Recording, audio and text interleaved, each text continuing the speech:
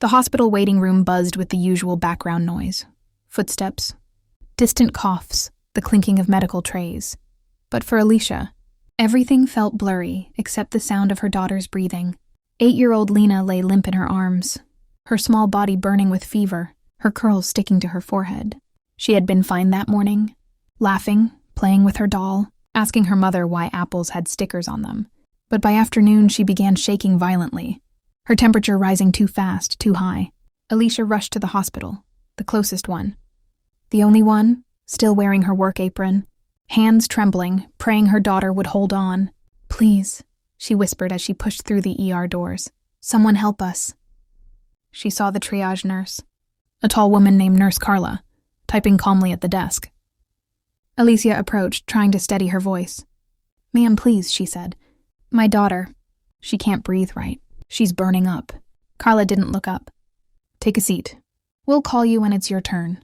Alicia frowned. "She needs help now. Please look at her." She lowered her daughter closer to the desk so the nurse could see the child's flushed face and unfocused eyes. But again, no eye contact. "Ma'am," Carla said sharply, "we're busy. Have a seat." Alicia's heart dropped. She turned to look at the waiting room.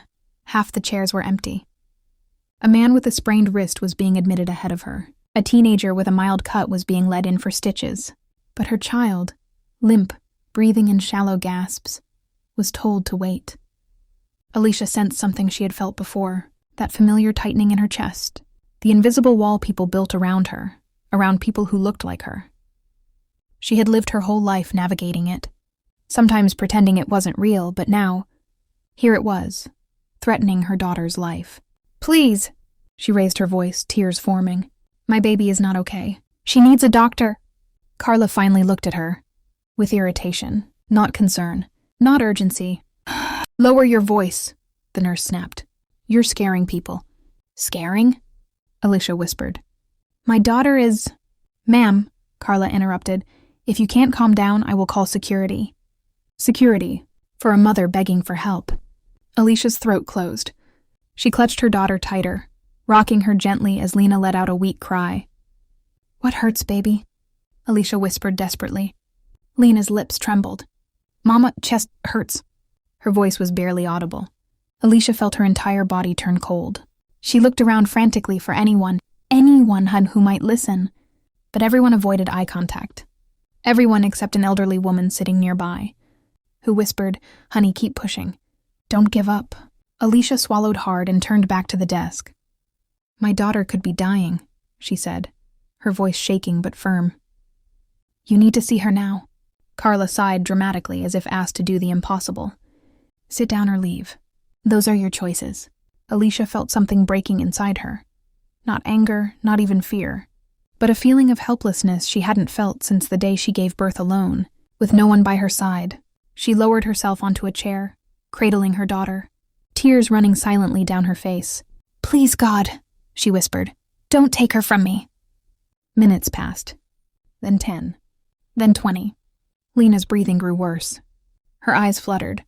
Her fingers twitched. Alicia stood again. She couldn't wait any longer. She didn't care if they threatened her. She didn't care if they threw her out. But just as she approached the desk again, a door opened behind the nurse's station. And a voice, deep, calm, authoritative, said, "What's going on here?" Alicia turned. A doctor in a white coat stood there, confusion on his face, his badge reading Dr. Nathan Carter. And when he saw Alicia, and then saw the lifeless child in her arms, his eyes widened with shock. "What happened to her?" Alicia's voice broke. "I've been begging for help. She's getting worse, please." Dr. Carter didn't hesitate. "In room 3, now," he barked. 2 nurses rushed to help him. "But Carla?" She froze, guilt flickering in her eyes. Dr. Carter glared at her. "You ignored this?" She opened her mouth, but no excuse came out. He didn't wait. He sprinted toward Alicia. "Follow me. Don't worry, I've got her." For the first time since entering the hospital, Alicia felt a sliver of hope.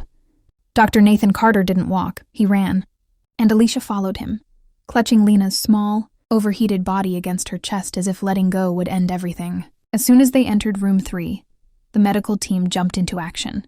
"Get me oxygen," Dr. Carter ordered. "V line, now." Check her vitals fast. For the first time since arriving, Alicia felt the air shift. The silence of indifference was replaced with urgency, movement, and the unmistakable sound of people who finally cared. She gently laid Lena on the hospital bed. Her daughter looked tiny, fragile, her little fingers twitching as if reaching for something she couldn't grasp. "Baby," Alicia whispered, brushing her cheek. "Mama's here." Lena's eyes half opened, unfocused. "Mama hurts." The words sliced through Alicia. "I know, sweetheart. They're helping you now. Hold on." Dr. Carter leaned over the child, assessing her with sharp, focused eyes. Her temperature was dangerously high, her breathing shallow, her heartbeat irregular. This wasn't a normal fever. This was something deeper, something urgent. "What happened before she got here?" he asked without looking up. She was fine this morning," Alicia said, wiping tears. "Then she got hot. Too hot. She fainted. She could barely breathe. Has she eaten today?" "A little. Not much." "Any allergies?" No, nothing like that." He nodded. "Her body is fighting something. We need to find out what." The nurses moved around the room, attaching monitors, inserting IV lines, placing a small oxygen mask over her mouth. Alicia held her daughter's hand, whispering her name over and over, as if speaking it softly could anchor her to life. Dr. Carter finally turned toward her. And what Alicia saw in his eyes nearly broke her. Not judgment, not annoyance, not dismissal, but concern. Real concern. "Mrs. Brooks," he said gently, "your daughter isn't just sick. She's in distress. Severe distress. If you had waited any longer..." He paused, choosing his words. Alicia closed her eyes. She didn't need him to finish the sentence. She felt it in her bones. The nurse who ignored her had gambled with her child's life. "She's stable for the moment," Dr. Carter continued, "but we're not out of danger. I'm going to run blood tests immediately. I need to know what's happening inside her body." Alicia nodded numbly. "Do whatever you need to. Please save my baby." "I will," he said with a steady voice. "I promise." Those two words, "I promise," carried a weight she hadn't heard in a long time. Not since her husband passed away. Not since she began raising Lena alone. It had been years since anyone had promised her anything. Years since someone looked at her with compassion rather than judgment. She leaned against the wall, her legs shaking. Everything that had happened in the waiting room hit her all at once: the humiliation, the fear, the helplessness, and the image of Nurse Carla's cold eyes that saw her as angry instead of terrified, as dramatic instead of desperate, as a problem instead of a mother. Alicia wiped fresh tears. She didn't want to cry. Not here, not now, but her heart was splintering. Dr. Carter returned after a few minutes, placing a gentle hand on her shoulder. "I can tell you're exhausted," he said. "Sit down, breathe." She shook her head. "I can't sit. What if she wakes up and I'm not holding her hand?" He understood. He pulled a chair right beside the bed. "Then stay right here. She'll feel you next to her." Alicia sat down, gripping her daughter's hand as the machine beeped steadily beside her. The rhythmic sound became a lifeline, proof that Lena was still here, still fighting. After what felt like hours, Dr. Carter returned with the preliminary results. "Mrs. Brooks," he said carefully, "your daughter has a severe bacterial infection. It spread very quickly, too quickly. That's why she deteriorated so fast." "Infection?" "Yes, and it's aggressive, but we've started the antibiotics and fluids. She's responding, slowly." Alicia's chest loosened for the first time since they arrived. Is she going to make it?" He didn't answer right away. He crouched down to her level. He looked her in the eyes. And then he said, "She's strong.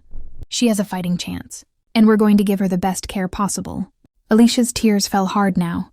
Tears of fear, but also of relief. "Thank you," she whispered. "Thank you for listening to me." His jaw tightened. "I'm sorry you had to beg for help." Those words sliced deeper than anything else. But they were the truth. And the truth mattered. He straightened, exhaled sharply, and glanced back toward the waiting room. "Can you tell me exactly what happened out there?" he asked. Alicia's eyes darkened. She remembered every second, every plea, every dismissal. "Your nurse. She ignored us. She told me to sit down. She said she'd call security if I didn't stop begging." Dr. Carter's eyes hardened. For the first time she saw anger in him, not toward her, but for her. On her behalf, on Lena's behalf. That should never happen, he said quietly. And it won't happen again. He excused himself and left the room. Alicia watched through the small window as he walked straight to the front desk. His posture tall, his voice firm, his expression sharp. She couldn't hear the words, but she saw Carla's face. Shock, guilt, shame, and something else, fear. Alicia didn't smile. She didn't feel triumphant. All she wanted was her daughter safe. All she wanted was for no mother, ever, to experience what she had just survived. When Dr. Carter returned, he sat beside her again. "You stay with your daughter," he said softly. "I'll handle everything else." Alicia closed her eyes. For the first time that night, she felt like someone truly saw her. The night pressed on, but Alicia stayed exactly where she was, seated at the edge of the hospital bed, holding Lena's small hand between both of hers. Machines beeped softly, oxygen hissed steadily from the mask, and the faint smell of antiseptic filled the room. It should have been a terrifying environment, cold, mechanical, unwelcoming. But to Alicia, this room represented the very thing she prayed for. A chance, a fighting chance for her daughter to survive. Every few minutes, Lena's eyelids flickered. Her tiny fingers twitched. Her breathing steadied, just a little. And each time it happened, Alicia whispered, "I'm here, baby. Mama's right here." Hours passed like slow-moving shadows. Alicia lost track of time, her mind drifting in and out of memories. Lena's first steps, her first day of school, the way she used to cling to Alicia's dress when she was scared. But now her daughter lay still, pale, fighting silently on a battlefield inside her own body. A knock sounded on the door. Alicia turned. Dr. Carter stepped inside, holding a clipboard and wearing an expression that was softer than before, but determined. "How's she doing?" he asked gently. Alicia brushed Lena's curls with shaking fingers. She moved her hand again. "Is that good?" He nodded. "It's very good. It means the antibiotics are working." Alicia released a breath she didn't realize she'd been holding. "Thank you," she whispered again.